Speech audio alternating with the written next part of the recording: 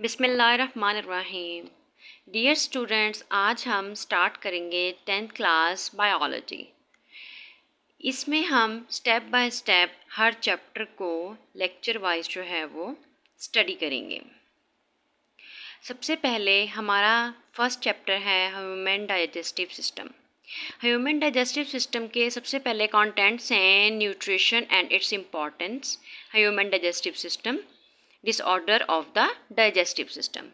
Dear students, आपने ये नहीं सोचना कि ये तो बुक के ऊपर से ही पढ़ाकर हमें इंग्लिश टू उर्दू ट्रांसलेशन करवा रही हैं। मैं आपको अपने लेक्चर के अंदर अपने खुद के बनाए हुए नोट से पढ़ाऊंगी। ये सिर्फ मैं इंट्रोडक्शन दे रही हूँ स्टार्ट से। मेरे खुद के लिखे हुए नोट से मैं आप लोगों को पढ़ाऊंगी और वो मैंने बहुत ही शॉर्ट और आसान फॉर्म में बनाए हैं ताकि आप लोग आसानी से और बहुत जल्दी जो है वो कंसेप्ट क्लियर कर लें और अच्छे तरीके से इस चीज़ को समझ सकें।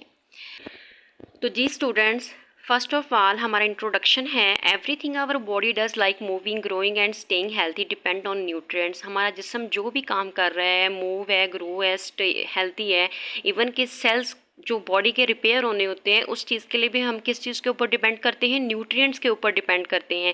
ये न्यूट्रिएंट्स जो हैं वो हम अपने फूड से हासिल करते हैं और उस फूड को पहले छोटी सिंपलर फॉर्म में हमने उसको कन्वर्ट करना होता है, फिर हमारी बॉडी जो है उसको एब्जॉर्ब करती है और ये सारा प्रोसेस हमारे डाइजेस्टिव सिस्टम के अंदर हो रहा होता है। इस चैप्टर के अंदर हम डाइजेस्टिव सिस्टम को कैसे वो वर्कआउट करेगा, कैसे फूड को यूटिलाइज करेगा, कैसे फूड को एब्जॉर्ब करेगा, स्टेप बाय स्टेप जो है वो हम इसको स्टडी करेंगे। सबसे पहले है nutrition and its importance. Nutrition is how organisms get and use nutrients. अब न्यूट्रिएंट्स क्या है? न्यूट्रिएंट्स स्टूडेंट्स, न्यूट्रिएंट्स की बात कर रहे थे हम कि न्यूट्रिएंट्स क्या होते हैं। न्यूट्रिएंट्स ऐसे सब्सटेंस होते हैं जो हम अपनी न्यूट्रिशन से हासिल करते हैं। ये न्यूट्रिएंट्स जो हैं वो हमें हेल्पफुल होते हैं किस चीज़ के लिए? फॉर ग्रोइंग के लिए, मूविंग के लिए, रिपेयर सेल्स और हेल्थी रहने के लिए जो है वो हमें यूज़ होते हैं। अब न्यूट्रिएंट्स जो है वो हम कहाँ से हासिल करते हैं? ये हम कार्बोहाइड्रेट से लेते हैं, प्रोटीन से लेते हैं, फैट से लेते हैं। अब ये कार्बोहाइड्रेट, प्रोटीन्स और फैट्स ये मैक्रोमोलिक्यूल्स होते हैं। ये कौन सी चीज़ है? ये वही जो रोज़मर्रा की हमारी रोटी है, चावल है, दूध है, अंडा है, सब्जियां, फ्रूट, कुछ भी जो आप ले रहे हैं वो क्या है? आपके पास आपके न्यूट्रिएंट्स हैं और वो क्या है? कार्बोहाइड्रेट्स, प्रोटीन्स और फैट्स हैं। अब हम बात करते हैं ऑर्गेनिजम्स की। ऑर्गेनिजम्स क्या है? जानदार को कहते हैं। ऑर्गेनिजम्स जानदार को कहते हैं कि जिसके अंदर जान है वो क्या है? ऑर्गेनिजम्स हैं। अब ऑर्गेनिजम्स जो हैं वो प्लांट भी हो सकते हैं, एनिमल्स भी हो सकते हैं, बैक्टीरिया भी हो सकते हैं। मतलब कि हर जानदार चीज़ जो है वो ऑर्गेनिजम्स हैं। ये टू टाइप्स के होते हैं, एक होते हैं ऑटोट्रॉफ्स और दूसरे होते हैं हेट्रोट्रॉफ्स। जो ऑटोट्रॉफ्स होते हैं, ऑटो का मतलब क्या होता है? खुद ब खुद, ये अपनी खुराक जो है वो खुद प्रिपेयर करते हैं, they can prepare their own food. और heterotrophs they can not prepare their own food, जो अपनी खुराक खुद तैयार नहीं करते, ये डिपेंड करते हैं किसी दूसरे ऑर्गेनिजम्स के ऊपर, ये डिपेंड कर रहे होते हैं। उनको हेट्रोट्रॉफ्स कहते हैं। और हेट्रोट्रॉफ्स के अंदर जो है वो एग्जांपल आ जाती है एनिमल्स की। किसकी आ जाती है? एनिमल्स की। तो एनिमल्स जो है वो क्या है? हेट्रोट्रॉफ्स होते हैं। और हम किस चीज़ को स्टडी कर रहे हैं? डाइजेस्टिव सिस्टम को। तो हम भी किस चीज़ की कैटेगरी में आ रहे होते हैं? एनिमल्स की कैटेगरी में आ रहे होते हैं।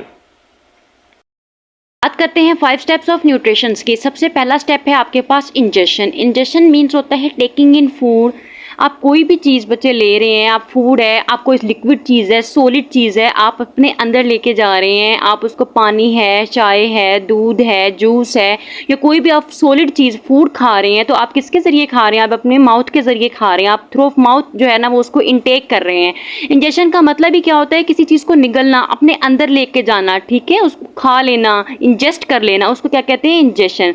सेकेंड स्टेप आपके पास क्या है? डाइजेशन। अब आपने जो भी फूड खाई है उसको आप स्मॉलर पार्ट के अंदर कन्वर्ट कर देंगे, ब्रेक डाउन करके उसकी।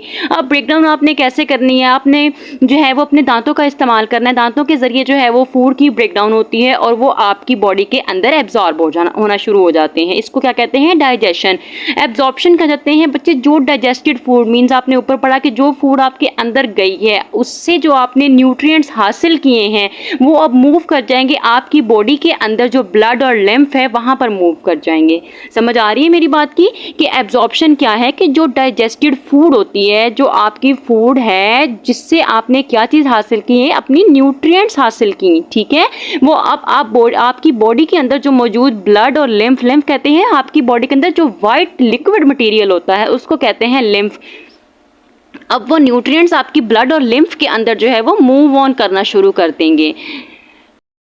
नंबर पे है आपके पास एसिमिलेशन। एसिमिलेशन क्या होता है कि जो भी आपकी फूड है वो आपके बॉडी जो सेल्स और टिश्यूज हैं वो उस फूड को क्या कर रहे हैं, यूटिलाइज कर रहे हैं, एब्जॉर्ब होने के बाद उसको क्या कर रहे हैं, यूटिलाइज कर रहे हैं। फिर आ जाता है 5वें नंबर पर स्टेप आपके पास इजेशन। इजेशन क्या होता है बच्चे कि जो अनडाइजेस्टेड फूड होती है जिसको आपकी बॉडी जो है वो डाइजेस्ट नहीं कर सकती, जो बिल्कुल वेस्ट मटेरियल होता है कि अगर वो हमारी बॉडी के अंदर रहेगा तो वो हमारी बॉडी को साइड इफेक्ट करेगा, वो नुकसान देगा, तो उसका बॉडी से रिमूव होना बहुत ज़रूरी होता है। उस चीज़ को हम क्या कहते हैं, इजेशन कहते हैं, कि जो अनडाइजेस्टेड फूड होते हैं उसको रिमूव कर देना फ्रॉम द बॉडी, जो वेस्ट मटेरियल है। जो मैंने आपको 1 बाय 1 जो है वो बताए हैं, ingestion, digestion, absorption, assimilation and egestion, ये मैंने बहुत ही आसान और सिंपल वे में जो है वो यहाँ पर लिखे हैं ताकि आपको ये 5 स्टेप जो है वो न्यूट्रिशन के जो है वो आपको अच्छे तरीके से क्लियर हो जाए। होप सो यहाँ तक आप लोगों को समझ आई होगी। तो 5 स्टेप ऑफ न्यूट्रिशन के बाद हम बात करते हैं the food we eat consist of polymers and polymers किसको कहते हैं, large molecules like carbohydrates, protein and fats, they can not pass through the cell membrane. अब ये जो लार्ज मॉलिक्यूल्स होते हैं पॉलीमर्स और मोनोमर्स, मैं आपको अलग से सेपरेटली भी इसका बताती हूँ ये क्या चीज़ होती है। तो जी बच्चे बात कर रहे थे पॉलीमर्स की और मोनोमर्स की। पॉली का मतलब होता है मैनी और मर्स मतलब रिपीटिंग यूनिट्स, ये बहुत से रिपीटिंग यूनिट से मिलकर जो है वो बना होता है पॉलीमर्स। और मोनोमर्स जो होता है ना वो सिंगल यूनिट्स होता है, मतलब कि पॉलीमर्स जो है वो बहुत ज़्यादा मोनोमर्स से मिलकर जो है ना वो बना होता है।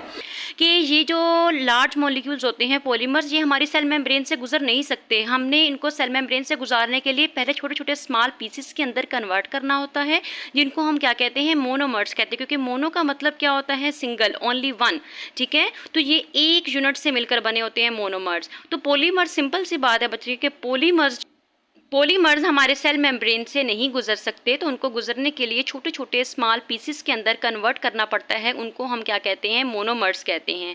इस सारे प्रोसेस को हम क्या कहते हैं, डाइजेशन कहते हैं। यही स्मॉल मॉलिक्यूल्स जो होते हैं वो एंटर हो जाते हैं हमारे सेल्स के अंदर।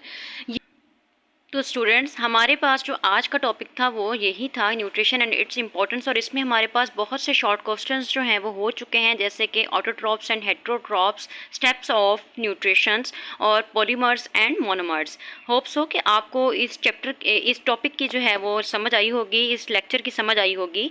अगर आपको मेरा लेक्चर अच्छा लगा तो मेरे चैनल को लाइक और सब्सक्राइब लाजमी कीजिएगा। Thank you.